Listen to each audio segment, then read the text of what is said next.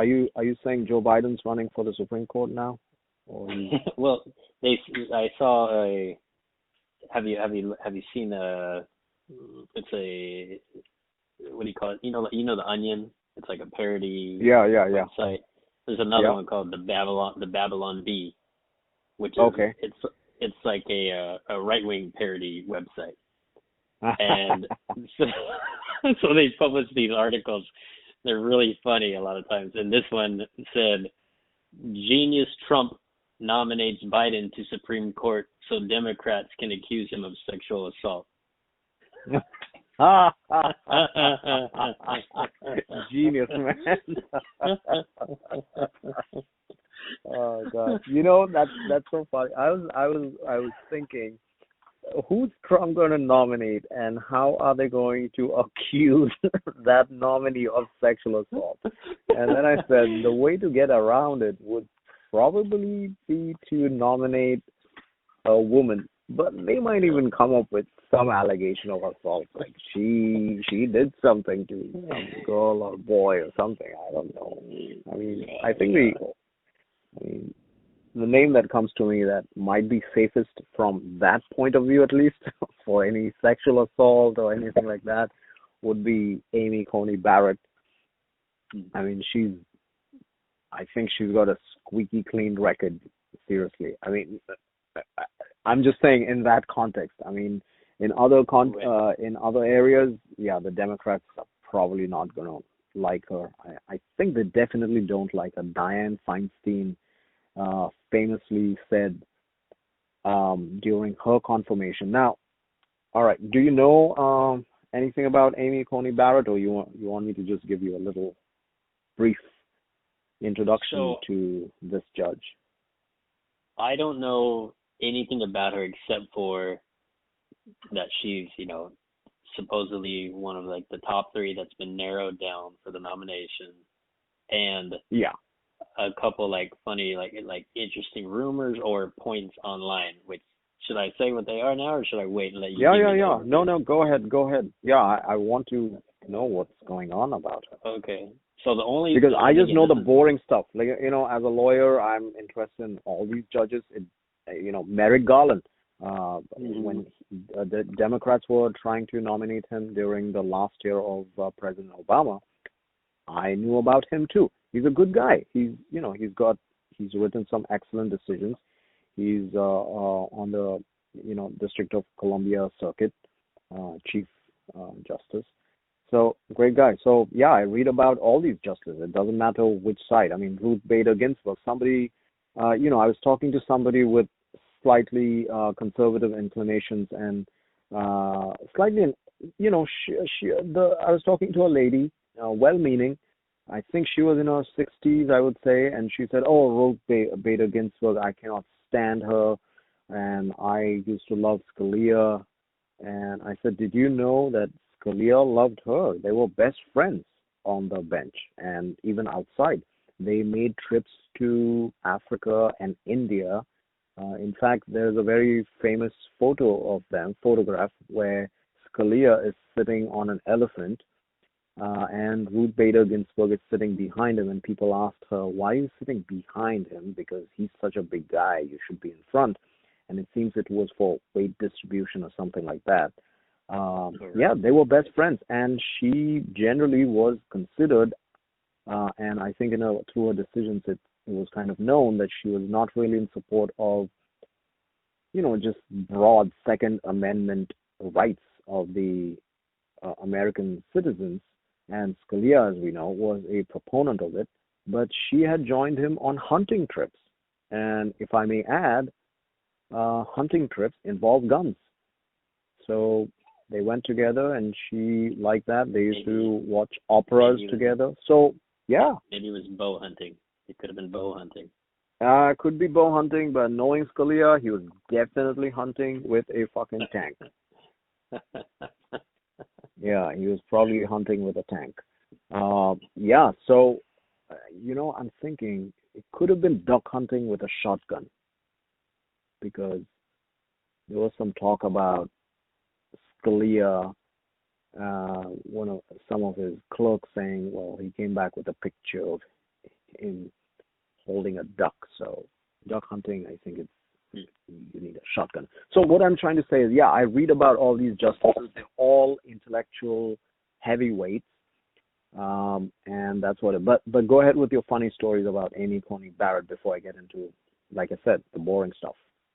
Yeah. No, that's good. So you have the info, the reality, right, of what's about these people, right, who are nominated and they're justices, and and because they're celebrities of some type, definitely. Online, the memes come out and people have fun and the political angles are made, and that's all. These people, become not people; they become just property of the community online, and we do forget that these are just normal people. Like you said, those guys were friends and they went hunting and whatever else. Yeah. Right? So that's important to keep in mind, I think.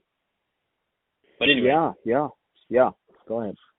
So the meme that's going on making fun of Amy Coney Barrett, I don't know where it comes from. I just seen it online where they were saying something about some reference to the show The Handmaid's Tale, which I haven't seen either. All I know it's like some girls in the bonnet and she's like a sex slave or something like that. But the meme has something to do with that, and they say that Amy Coney Barrett is part of some subsect of the Catholic religion that's like a cult. Like there's only like 2,000 members or something like that.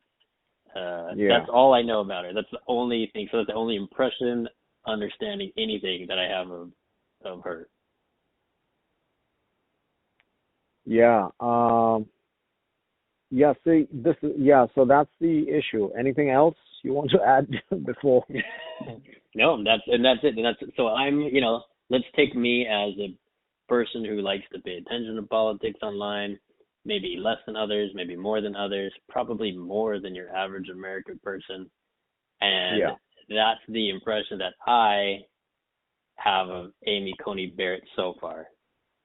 So wow. That's all you've got to work with. That maybe people know more about her online. Maybe I missed something. Right. Watching something, but that's in my mind. That's the message, the impression that's out online about this particular potential nominee, who's at the top of the list right now. Yeah, she is. And wow, all I can say is wow, man. I mean, listen, to just give you a basic background of her as a person, other than that alleged affiliation, she's, I think, born in Indiana, went to school there, probably a private Christian or Catholic school, whatever you call it. Then supposedly a very good student, then gets a degree from the university there, then goes to law school, Notre Dame, and then is an excellent student there. She's first in her class at Notre Dame. After that, she gets a clerkship in a federal court, then gets a clerkship in another federal court, which is the Supreme Court with Justice Scalia. So that's 1 year first. Generally, these clerkships last 1 year. So she does that one there, another one with Scalia, then goes into private practice for 2 or 3 years, and then returns to Notre Dame to teach, and teaches there for almost a decade. Then gets nominated to the Supreme Court, to the federal court of the 7th district, I believe, Indiana, Wisconsin, that area, that district, in 2017 by Trump. And the Senate confirms her, and she's been one of the justices on the 7th Circuit in an appeals court out there. So, you go through all these things, and you're a teacher at a college for almost a decade. You have clerkships, it's Supreme Court and another federal court. I think it was appeals court, federal level.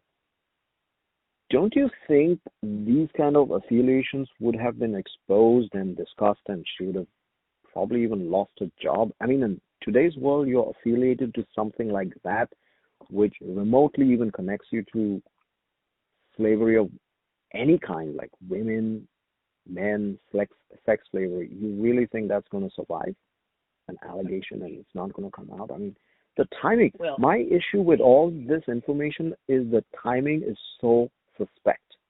Well, exactly, and it's just people don't think about it, but it's reaching, obviously, right? It's like, okay, what's the? I mean, you can imagine you have opponents, people who are not gonna like this nomination no matter what, and assuming she's the nominee, right? So what can we get out there about her that's gonna make her look? You know what I mean? Like, there's a marketing department that does this, right? Like, how can we make the impression online about her, right? Let's get out first. Let's give the impression to people that she's this weird person in this weird cult. You know what I mean? And that'll stick, and that'll be the lens through which people can see this. That might be the lens through which questions might be asked by senators later. Like, what's this weird cult? Like they did it with Mitt Romney, right? Like, oh, you're Mormon. Like, does that mean you're going to follow the Mormon prophet instead of, the Constitution? You know what I mean? Stuff like that. Right. Is so this is that type of thing. I guess this is going to be her characterization in the media. Right. So instead of just taking a clear picture of a person, the first picture we take is we put a filter on the lens, and now we have polarized filter, or we're going to make it look all black and white or something. Yeah, this is crazy, man. I mean, yeah, she's Catholic. She's openly Catholic. I mean, is that even a term now? Openly? Do I even say that? No, openly Catholic. Yeah, I mean, what does that even mean? Like, she's Catholic. Is that important? Should we be discussing that immediately first? I know her fans. Yeah. There are fans, people who are Catholic. Yes, they want to know she's Catholic.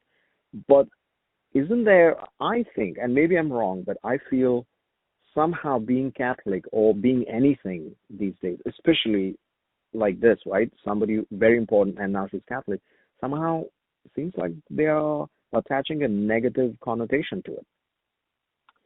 Well, that could be the angle, right? Depending on who you are, depending on your politics, right? The left, for example, is deathly afraid of anybody in the Supreme Court with religious conviction. That means, religious conviction, that means they don't like abortion, which means Roe v. Wade. You know what I mean? And the Catholics are probably the most well-known group that don't like abortion. You know what I mean? They don't like contraception. So that's going to be the angle of, hey, this lady, she's not just Catholic, she's very Catholic. She's very religious, i.e., she's very biased, i.e., she's going to say Roe v. Wade, no abortion, all this stuff, right? Very ultra conservative is, I think, the characterization. If I'm going to guess, that's a characterization that's going to be made. That's a color she's going to be painted with. Yeah. Which may or may not be true. I don't know. I don't know her. So, okay. How do you judge, a person who you don't know personally, and who you're interviewing for a job? You basically judge that person through their work. So, jumping back to her work, since 2017, it's been almost 3 years now since her nomination. November, I think it will be 3 years. She's written about 100 decisions. So you'd be surprised. In 2018, right after she finished about a year, when there was a vacancy because of Justice Kennedy retiring, she was one of the contenders along with Justice Kavanaugh. So she for already the was at Supreme that point, Court. huh? Oh yeah, even at that point, 2 years ago, and time has flown. I get it, but Trump thought that she was worthy of that seat even then. However, I think through advice or whatever discussions, he did decide that she seemed to have less experience for the Supreme Court at that time, less experience on the bench. And conventionally, sure, 1 year on the bench may be considered less experience. Now, um, For the nowadays, Supreme yeah. Court really is not a court of experience. The Supreme Court is an appeals court where policy is set, and you need something more than experience. What I mean to say is, if say you pick a lawyer who's been in practice for say 20 years, and then he's been a judge, maybe a state court judge or whatever judge, or a district court judge for say another 20 years, then you have somebody with 40 years of solid experience. Does not qualify you. That does not mean that you're qualified for Supreme Court. You have to be cut out of a completely different fabric to make it all the way there. And it's important we recognize this. You can't just say she's experienced, therefore it's okay, or she's inexperienced, therefore she's not okay. There are certain qualities you have to look for, and what are those qualities? Is she an intellectual heavyweight? That's what you got to look for. Is she or he an intellectual heavyweight enough to make it there? And intellectual heavyweight does not mean you got to have a very strict policy or a rigid policy or even a philosophy. It means, do you have the bandwidth to handle a wide variety of issues, philosophies, and ideals, and for this entire nation? It's just, you just have to have certain characteristics. Talent. And a talent, like, yes, it's a talent. It's talent, and not that you cannot be groomed for it, or you cannot study for it, or just luckily you fall in the right places and you do the right things and you somehow are discovered. For example, Justice Clarence Thomas, born in Louisiana, a very poor black boy, grew up before, he is from the segregation era, and then grew up and he actually saw segregation go away.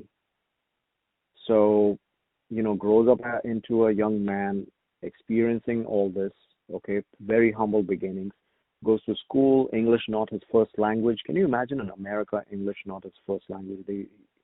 Then, not raised by his parents, raised by his grandparents. Grandfather was supposedly very strict, but loved him and was his his lighthouse, his guiding light. And then he was educated by nuns. There you go. It's no completely shattered stereotypes. He was raised and taught by nuns, and then goes to school, does really well there, gets some jobs here and there. Is given a admission to Harvard Law School, rejects that, goes to Yale because he feels Harvard is too huge for him. He's not an extrovert at all. So this is not a public performer like most people want to think about of judges.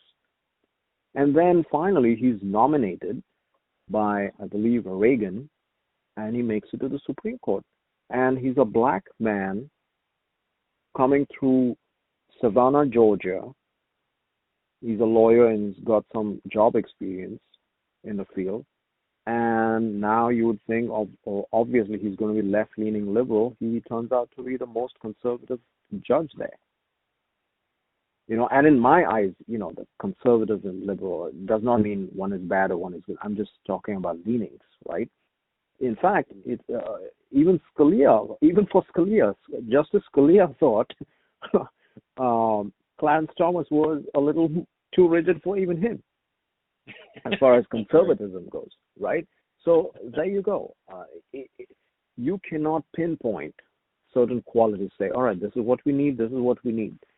If you listen to him and, he says, oh yeah, I was just glad to get through first year of law school. I didn't, he says he was not the best student or anything like that.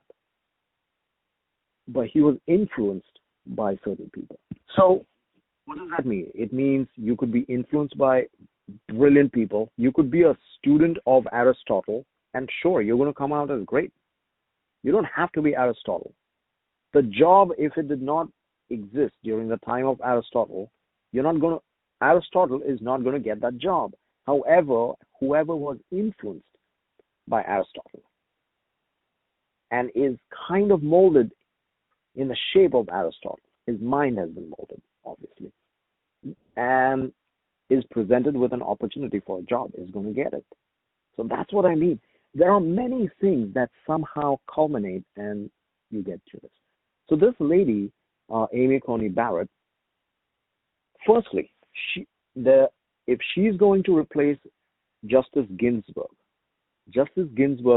is a heavyweight, okay, intellectual heavyweight.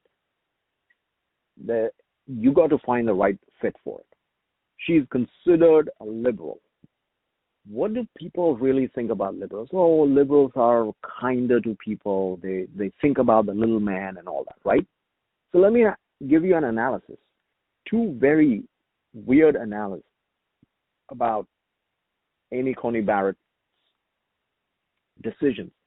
In one decision, she sided with a young man in a college who was accused of sexual assault. He did not admit guilt for the entire charge, but I think he admitted guilt for a few things. Later, that came to bite him in the back when he applied for a job in the armed services, and he went to court for it and said he was unjustly denied of his choice for a livelihood and employment because of these charges, and he should have been given that choice. The first court basically says, no, you lost it, this is how it's going to be. And then it comes as an appeal, whatever, before Barrett, and she sides with him. She doesn't side with the government. Now listen, this is a judge, part of the government.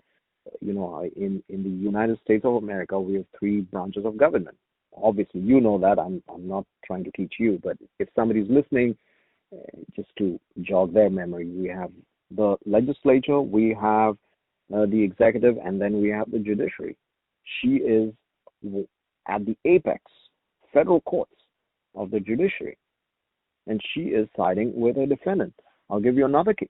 I think it was called Cantor v. Barr. This is a very new case involving the Second Amendment. On that bench, there were 3 Republicans. She's one of them. The majority is 2 guys, and then she's in the dissent. She dissents with her own party. If you really want to play the party game, and I thought this was interesting, it would be interesting to you to demonstrate that she's not really playing party politics, and I think that's why she might be a great fit to replace somebody like Ginsburg. Ginsburg is a heavyweight. It's a freaking she's gravity, man. She's gravity in the field of law, just like Scalia, or some of these great names. She definitely is going to go down as one of the greatest. She's going to go down as one of the greatest. Even, I think she's going to edge Chief Justice Roberts. She's going to edge Kennedy, who retired. She's going to edge Breyer, Alito, Sotomayor. I don't know about Kagan. Kagan, that's a different beast. She was a teacher, a professor. Am I going too off topic here for you? No. I mean, I think you're making a lot of good points that people, This isn't stuff that's going to be in the regular conversation Right. that everybody's going to listen to, right? Everyone's just going to hear the same thing about what's Right. going on here. No, right? yeah, that's So why I want this to is- paint the landscape as yeah. to what is she moving into. And I mentioned Kagan and I'm going to come back to Kagan. Oh, you know what? I'll just go to Kagan right now. Kagan is a professor at Harvard, then becomes a dean at Harvard. A lot of teaching experience. She knows how to talk to people from all walks of life, right? Poor, rich, ultra rich. I mean, we're talking Harvard, ultra rich. Well, the richest in the world, right? not just the nation. What's that? Yeah. I was just making a joke. He said she knows how to talk to all people at Harvard. And I'm like, yeah, lots of rich people. She knows how to talk to rich people. You know. Exactly. And not just from the United States, from China, from Russia, you name it, from maybe the Prince of Nigeria, you name it, Australia, India, all these people, dude. Right. The royal family of India, they're going to send their son to Harvard to learn law, and someday hope he'll do something with it. And maybe nothing. Maybe it'll teach him how to handle all the jewels in the family. And I don't mean the family jewels. I actually mean diamonds. So, yeah. I mean, she's used to this, but at the core, she's a teacher.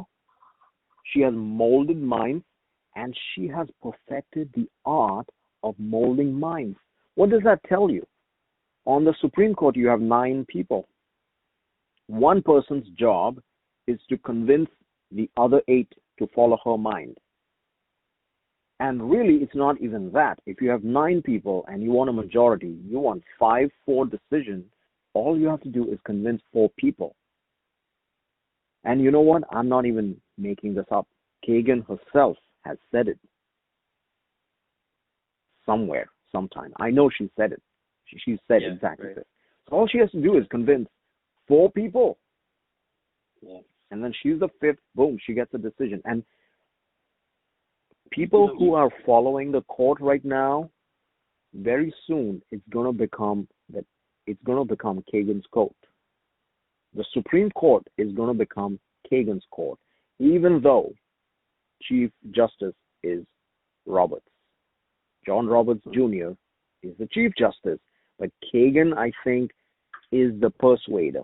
And it's all about persuasion, because the lawyers who argue before a court are persuading the court, the justices, and the justices are persuading each other to come on their team.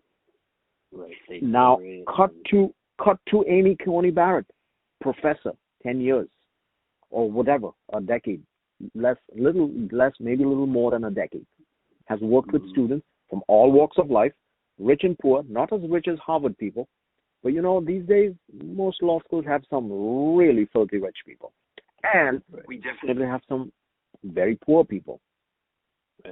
Okay, so she's talked to those kind of people. She's talked to people with religious inclinations. She's talked to people who are absolutely against religious inclination. She's a woman, so she. You know what? I know everybody wants to say, well, there is no discrimination. She's a woman, so what? Everybody. No, listen. There are challenges. She's the oldest in her family, amongst her siblings. She out of 7, and she's the oldest, right? She herself has 7 kids, 5 biological, 2, and 2 of them adopted. At least one I can confirm is from Haiti. So she has 3 or 4, 3 maybe white daughters, 1 black daughter, maybe 2 black daughters. I think they're both from Haiti. In fact, dude, you got to hear this. And I'm sure. Yeah, that's interesting. Yeah. So no, you say it's not won't be brought up, but during her confirmation, when she was being attacked by the Democrats in 2017, she was flanked by her white daughters, and right behind her, where you could see, not hidden, but behind her, was her black daughter. How blind do you have to be to look into a person's soul? And she didn't plan all this. Her plan was to become a professor, and she became a professor. She didn't plan to be on the bench. She didn't go buy a black daughter to become a political figure. She would have never probably become a political figure unless Trump chose her as one of the nominees to the Seventh Circuit. Right, She didn't plan right, any yeah, of this. as a In fact, professor. she tells a story when she bought her first daughter from Haiti. She says she was 18 months old, so 1.5 years old, could not make a sound, couldn't talk at all because she was so weak, and she used to fit in preemie clothes. These kind of details only a caring mother can give you. You understand? That itself, I think, is a matter of pride to a lot of women, to a lot of Catholics. Suddenly, the people, Christians, or I'm just saying Christians because she's a Christian, right? In my book, I'm going to, for this argument, I have to differentiate somewhere.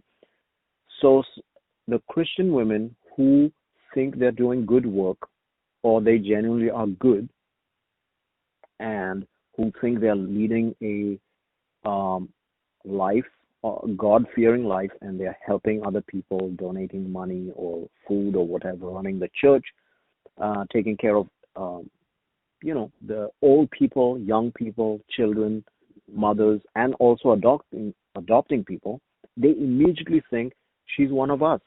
They appreciate this value. And you notice I'm spending more time talking about the baby she adopted than anything else. Because you know what? For me too, that's a window in somebody's personal life. You cannot plan that. Well, it's important because, like I said, the only thing, like I talked about at the outset of this, is this little footnote. Right. And now I'm reading now is that I don't know anything about it. If you go to her Wikipedia page, it's just a New York Times report that she supposedly is affiliated with this small group called the Charismatic Christian There we go. Group. So now you have a qualifier. It's now suddenly it says supposedly. So this is just, to me, it's an allegation. Well, right. It's and just a blunt allegation. Right. And the spin put on it as, hey, this is this weird bad group. But maybe they do nice things. Right. You know? But her stating that it was that she and her husband and she decided to adopt. Okay, and then because the process of adoption was so difficult in America and lengthy,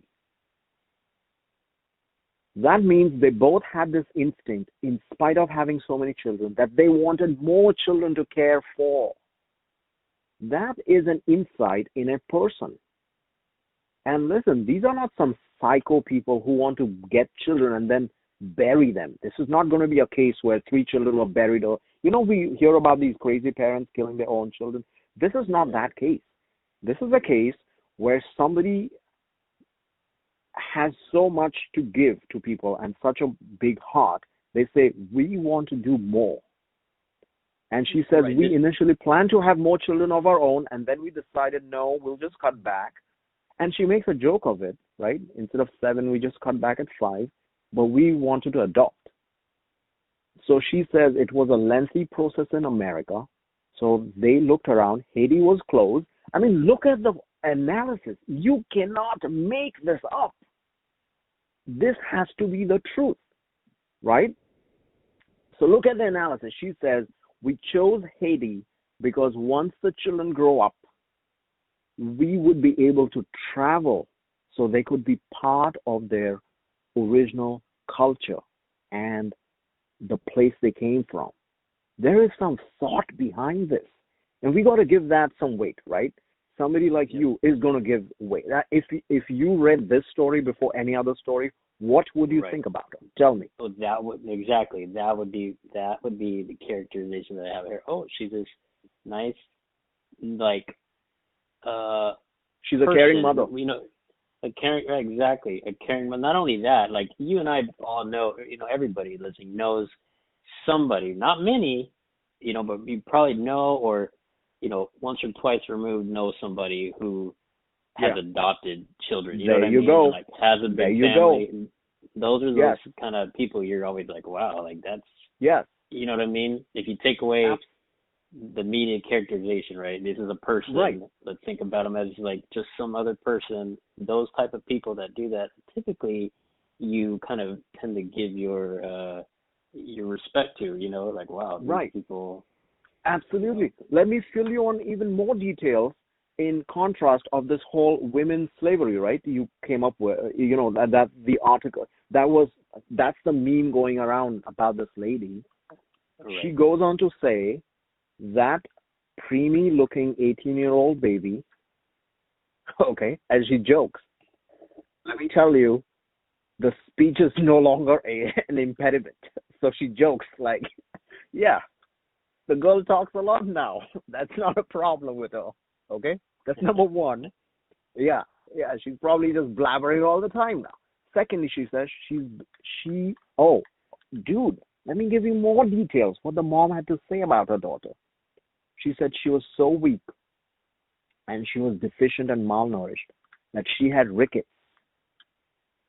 Rickets is a bone disease.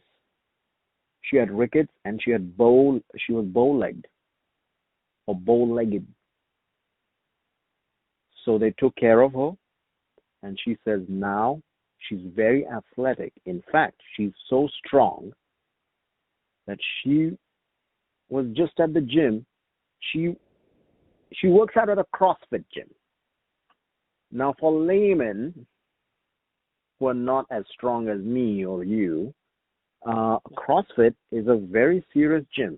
You're pounding tires. You're like a mixed martial arts person. You're climbing walls. You're like swinging ropes, kettlebells, dumbbells, punching bag. You name it, you're doing it. It's brutal.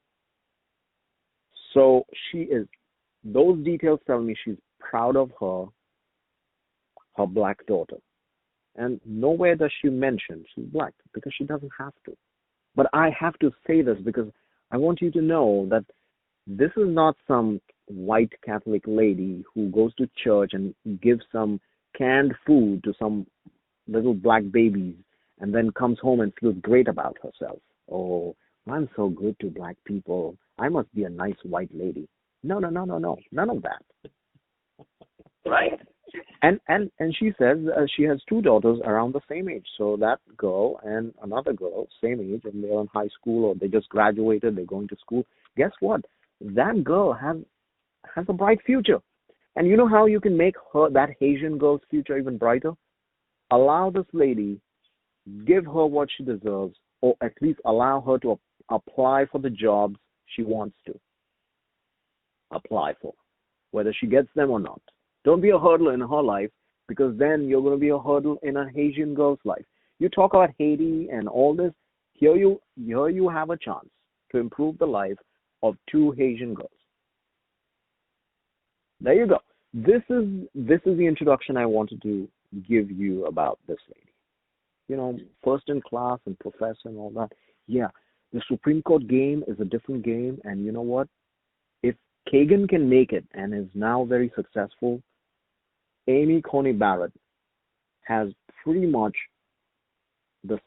a similar. She's not a dean, but she was named the Professor of the Year, and then she was 3 or 4 years some award-winning professor, distinguished professor, and she's taught constitutional law, legal interpretation, contracts.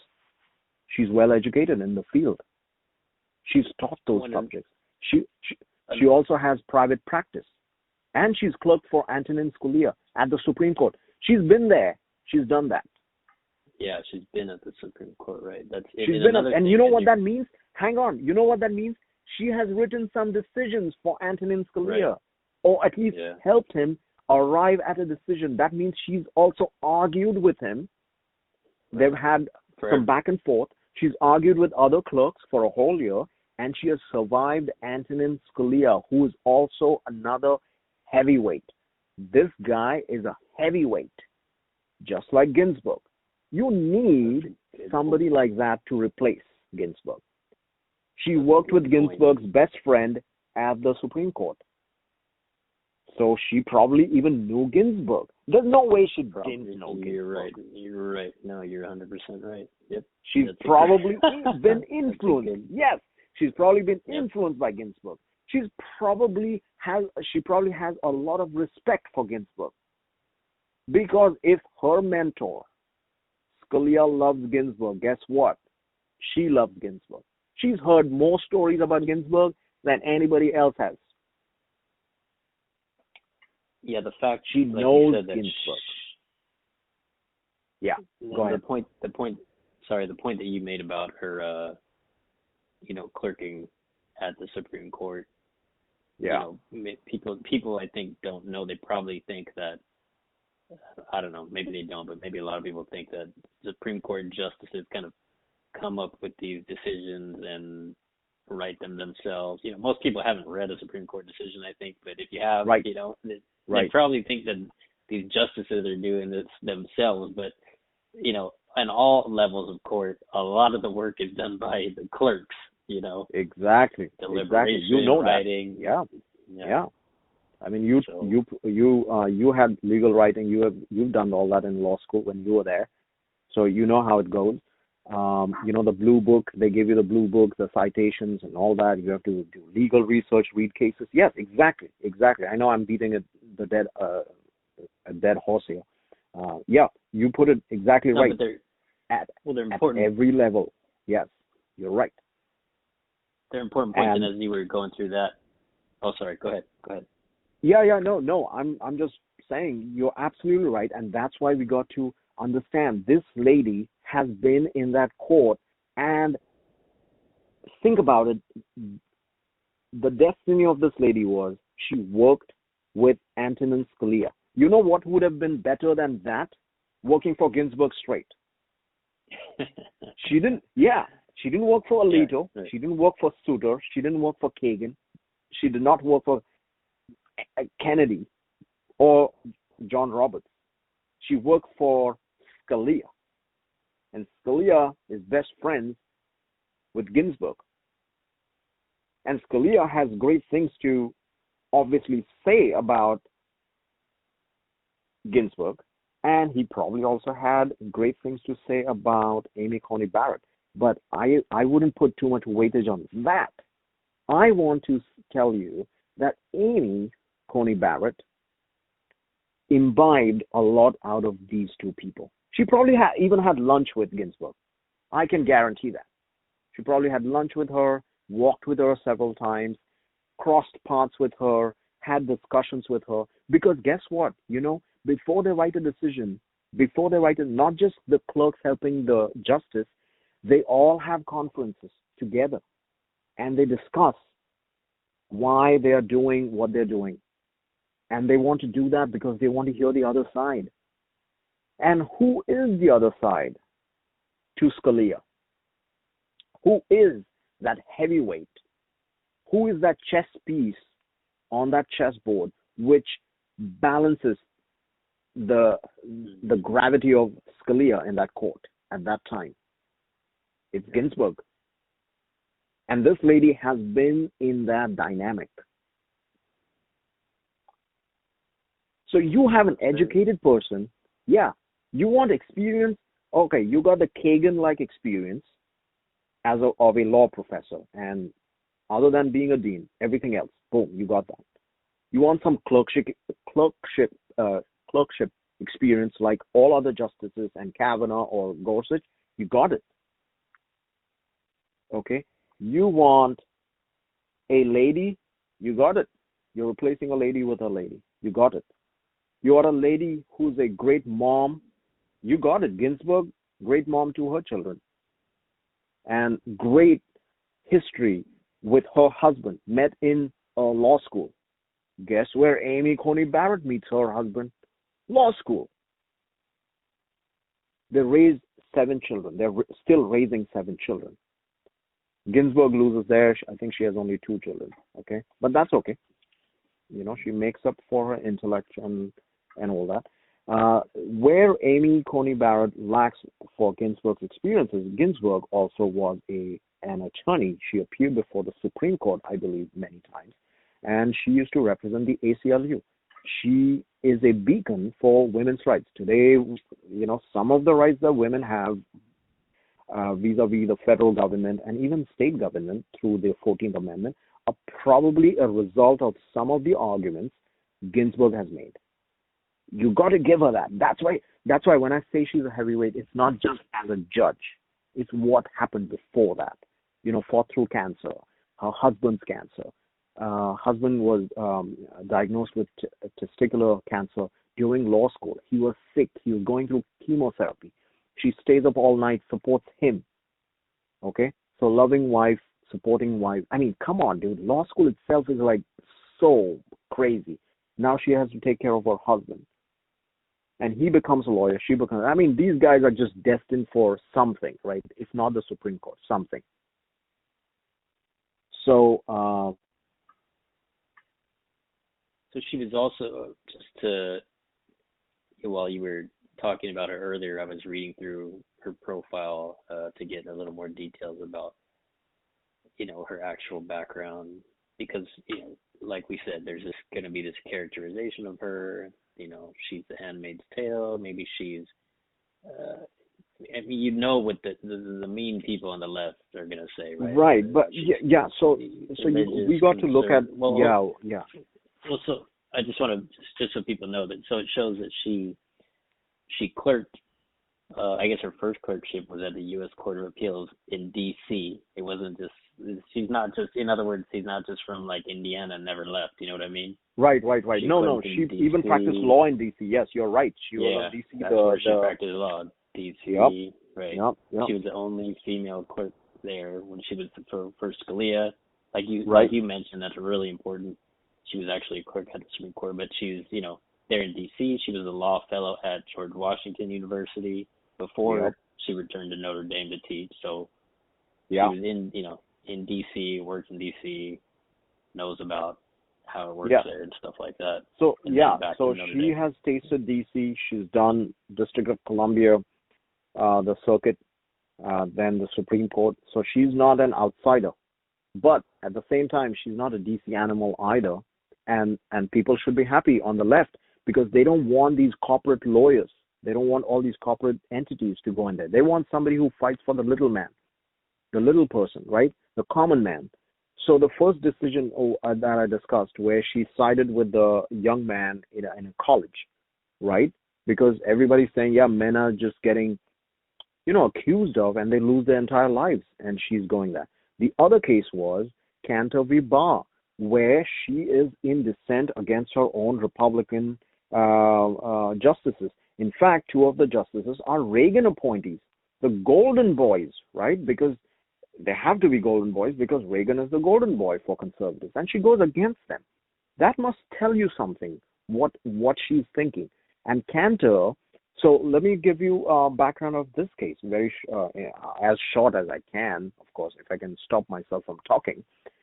But this is a constitutional law case based on the Second Amendment, okay?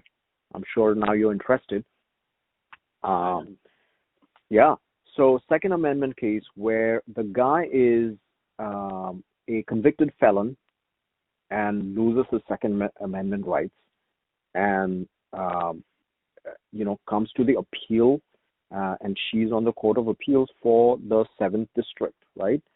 And appeals that he should not lose his Second Amendment rights, even though he's a felon. Now, everybody's knee-jerk reaction now in, Democrats, Republicans, everybody's going to say, come on, he's a felon. He doesn't deserve any rights. But she goes, if you read, so the decision is about 7 to 10 pages, the majority decision of the two justices. Her dissent is about 30 pages. Very detailed, goes into history, the analysis, and the conclusion. I mean, what a decision. She says, and I'll tell you why she dissents, right? Because knee-jerk reaction, everybody's reaction now is going to be, you're a felon, you can't have a gun. She says, we got to look into this. What the state statute says is some states allow felons to regain their rights after they finish their sentence. Okay, jail, whatever. Federal, it seems there is one remote provision that a person can overcome that disability of the Second Amendment by applying to the Attorney General and they may consider it case-by-case basis. Guess what? In the past years or decades, I don't know the details, but it's okay. The Attorney General's office has never even indulged in giving anybody permission because it seems they are not funded enough. They're underfunded for that. And they say the good that's coming out of us rejecting everything far outweighs the bad that's coming out of us rejecting some good people. So she says, firstly, that's none of our problem. That's the government's problem. Number two, that provision that the government is now arguing that, oh, he still has that provision, doesn't even matter because it is useless. You just said that you don't have the funding for it. So de facto, as it applies to Mr. Cantor, it is useless.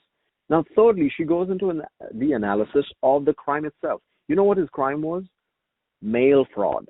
So it seems he used to make shoe inserts. Now, this case gets so dull suddenly. Shoe inserts. We're talking about foam, chips of foam, triangular chips of foam.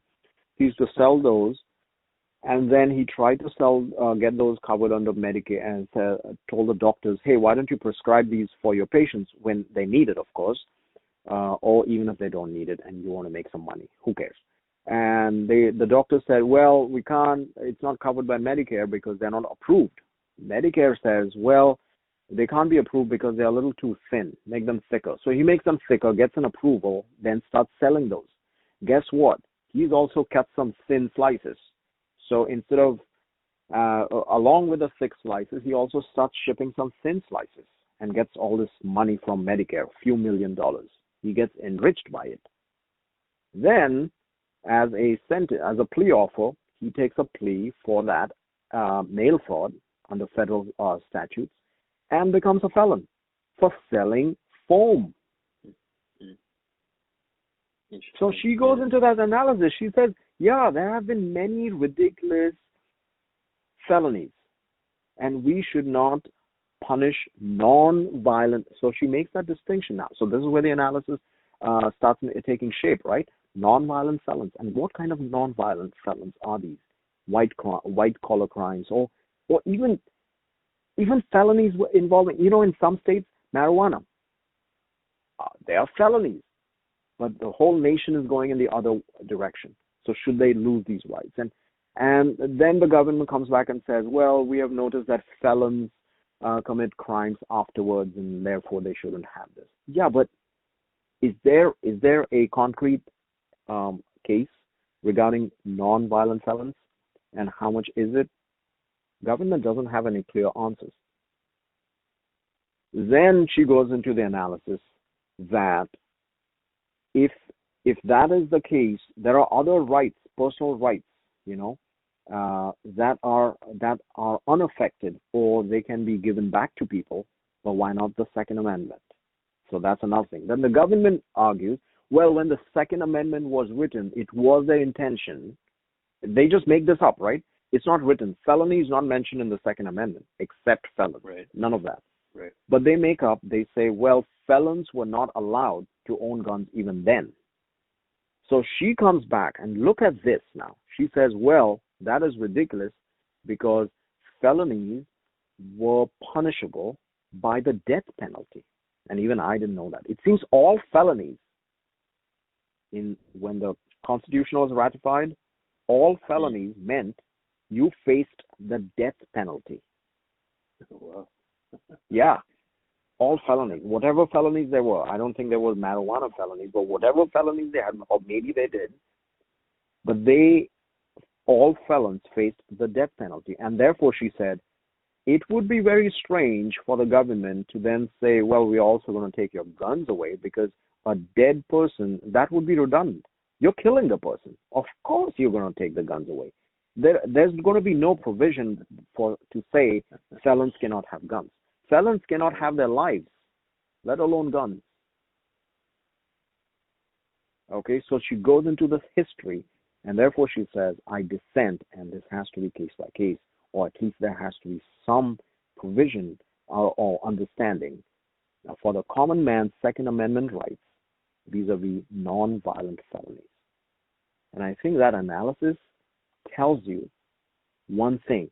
She's not intellectually lazy.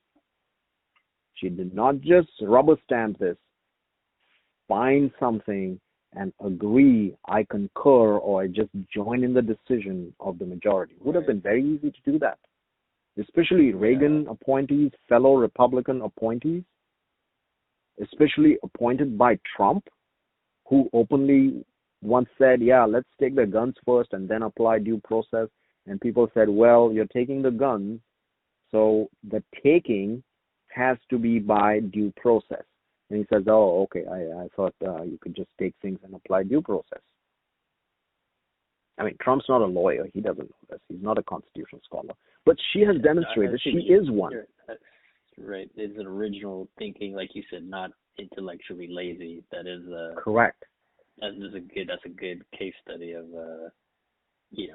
what to expect, or an insight. Like you said, you're giving lots of insights into who is this person, right? Who is this this judge? Who might she be? Yeah. So hold on, buddy. So we've got 2.5 minutes left, and I think that we should do another one or two of these on Amy Coney Barrett, because I think you get a lot. So let's end it here. Info. Let's end it here. Yeah. And we'll continue another time. Okay. Do you want to stop here? Yeah. You got 2.5 minutes. If there's anything else, no, stop it. No, stop it. You know what? I'll just give you just literally hang up, okay? But there's also a Fourth Amendment case.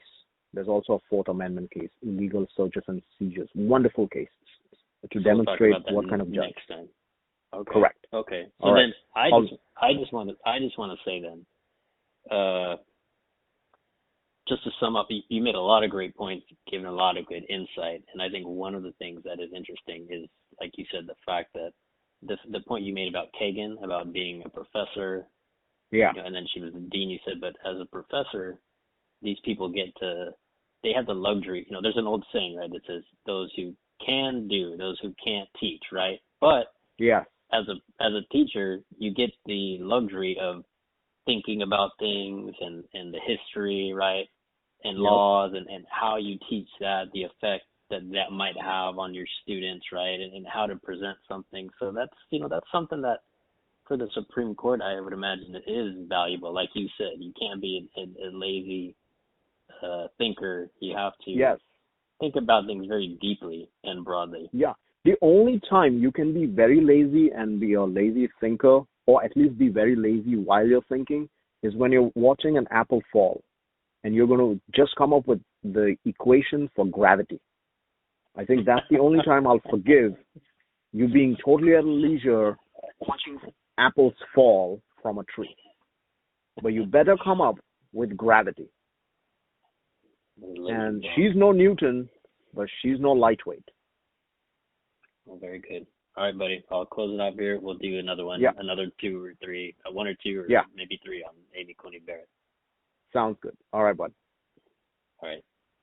All right, bye.